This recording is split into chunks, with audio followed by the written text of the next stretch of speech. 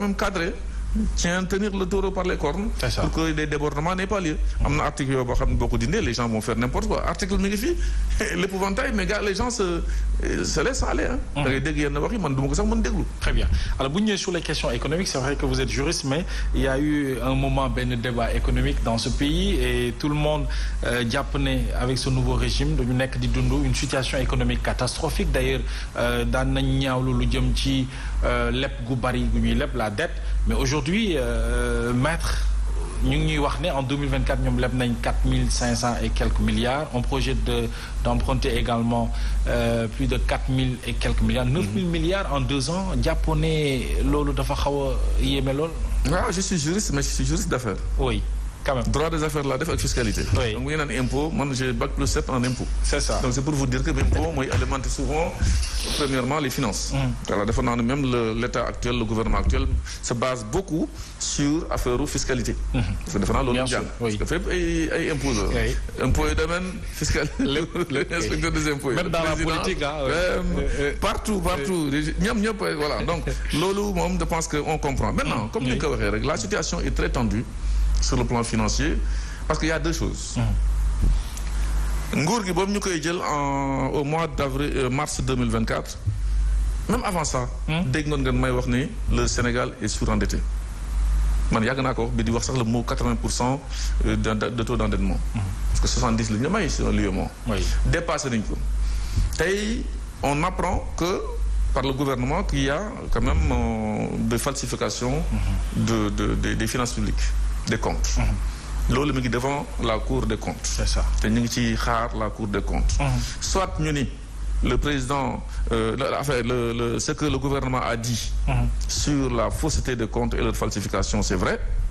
là ku mel ne Moussa Diop dañ leen laaj fan ngeen nekkoon di valider li fi nekkoon yëpp. parce que tamit affaire dette dafa am fu muy jaar.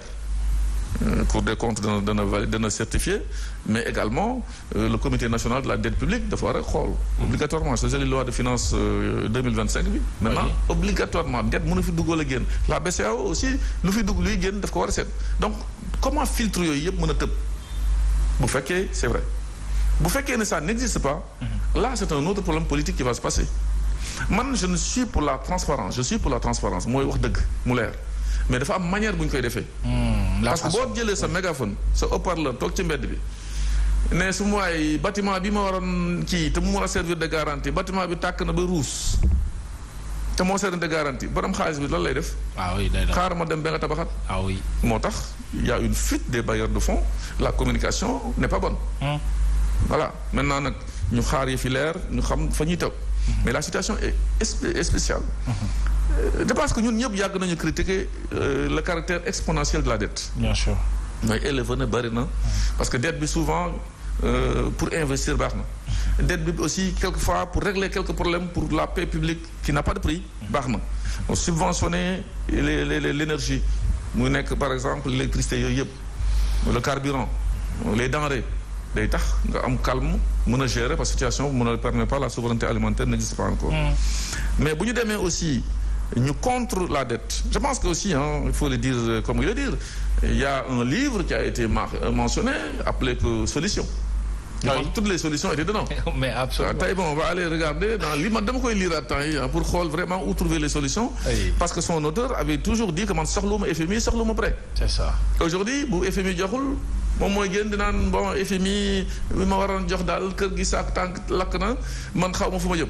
mais il faut sortir les solutions dans le livre. mais c'est-à-dire que la réalité est tout autre c'est-à-dire la réalité du pouvoir parce que li ñu doon wax yëpp pour ñoom bu ñu ñëwee te bokk na sax li tax sénégalais sanctionné ñi fi nekkoon. c'est-à-dire ñoom bu ñu ñëwee dañuy apporter une solution mais ñu ngi jëm ci 1 an les sénégalais xamaguñu ba léegi fan la ñu jëm et d'ailleurs daa ñëw ci déclaration. le président ça s'appelle la réalité du pouvoir l'exercice du pouvoir moom la koy wax sànq xam nga ñoo xam ne mosuñu gérer deniers publics ils ont été des fonctionnaires seulement. oui. fonctionnaire lay joxe instruction hiérarchie nga dox. bu la joxee nga doon gérer uniquement des choses de bureau wala yu demee noonu ñëw jox la ay 4000 milliards à gérer. 15000 milliards de dettes wala yooyu c'est vrai que attention. une administration à gérer. des salaires à payer. ça devient le tournis aujourd'hui. yaa ngi nii mais dette bi ëpp na nañu wàññi bu ñu leb bu ñu def attention mën nañu génne bari une solution qu'on ne voit pas encore mais en 2024 comme ni nga ko waxee la LFR a fait sortir 4490 milliards d'emprunts dont les eurobonds 2025 autorisé nañ leen encore ñu leb 4573 milliards boo leen ko boolee mooy si ça c'était 9000 milliards alors que loolu nag moom en 2 ans alors que le régime sortant même bu fekkee sax ni c'est une histoire de 15 000 ou 18 000 milliards mais bon c'est sur 12 ans donc loolu tamit nañu def attention parce que aujourd'hui l'encours tu vois l'amortissement de la dette rek tu vois montant bu mu egg les intérêts de la dette jóge na je dis 578 milliards pour 2024 jëm na aujourd'hui ba nu mu tudd encore 932 milliards intérêts rek ak commission yi alors que nu mu tudd encore amortissement ay 2900 et quelques milliards donc loolu yëpp gis ko c'est lourd munoo am marge de manœuvre et d'ailleurs le président de la République voilà foofu laa bëggoon ñëw le président qui dit que ne amatul marge de manœuvre budgétaire et financière que yi fi nekk dañoo xaw a nul dafa faible mais loolu est-ce que c'est un aveu d'échec selon vous wala préparer les Sénégalais wax leen ci ne dañuy dem ci lendemain sombre yu métti encore non c'est pour préparer les Sénégalais wax leen lu xew transparence la aussi. mais maître dañ leen fal aussi pour des solutions waxuma la ñu indi ay solutions loolu wax naa ko ba pare. mais dama ne wax nit ñi. attention lii moo nekk suñu kanam. mais est-ce qu'on a besoin de faire encore et encore. des communications. wala diagnostic. mais mani. parce que diagnostic bi dafa am. man daal mais à un an à un an de gestion du pouvoir ngay continuer di def gestion est-ce que plutôt diagnostic. Est-ce que nous pose problème? Non, les Sénégalais attendent des solutions. Il faut qu'on passe aux solutions parce que képp koo xam ne fal nañ la c'est vrai boo toogee ça va un peu tanguer. Ça c'est vrai mais à un moment donné il faut passer à la vitesse supérieure pour apporter des débuts de réponse sur des questions comme ni nga ko waxee sociales économiques financières pour que Sénégal mais là aujourd'hui c'est chaud. L'inflation gis nga fu mu toll. Les prix augmentent alors que régime bi fi passé loolu ñu doon critiquer. Le chômage à plus de 20,3% alors que à la même période l'année dernière. C'était du 19 et quelques. 19,1 yooyu yëpp si mën a aussi xale yi dem bi tey mi ngi gën a tar. Donc yooyu yëpp c'est des problèmes de sécurité dans le pays. Mais également gis nga campagne agricole bi ñu ngi xaar les chiffres mais il paraît que c'est compliqué. C'est pas fameux. Mais est-ce que ce gouvernement warul am humilité maître pour et s'ouvrir même budul sax à des experts wala ñeneen mais à sa coalition par exemple ci biir coalition Diomaye il y a eu des experts ay nit yu nga xam te ne ici connaît en matière de beaucoup de secteurs. Mais ils ont 4000 cadres. Est-ce que bu ubbeekul woon sax par rapport ak ci ñooñu mënta wala du am solution par rapport ak li mbir mi demee bañ a fermer. Mohamed ils ont 4000 cadres. Il faut les laisser travailler. Mais donc vous. non xaaral rek man 4000 cadres non les 4000 cadres bokkuma ci. Ah mais lu tax. non je ne suis pas contre. Je parle des 4000 cadres de Pastef. Vous les avez soutenus. Non le régime est pacifié. Oui. Le régime est pacifié. Ku nekkul Pastef pour nga ñu nommer la c'est un problème. Mais coalition bi moo le président Diomaye dans ce pays-là moom moo tax mu nekk président. ma ni loolu moo tax. loolu coalition bi moo fi nekk. Mohamed. li ngay wax Sénégalais yi ñu ngi lay dégg. li may wax Sénégalais yi ñu ngi may dégg. waaw le régime est pacifié ku nekkul Pastef doo bokk. yaa liggéey ngeen nag ba dem ci kaso am ñoo xam ne il bavarde ici mais moment bu ñu xamee dem kaso am ñoo xam ne ñoo daw.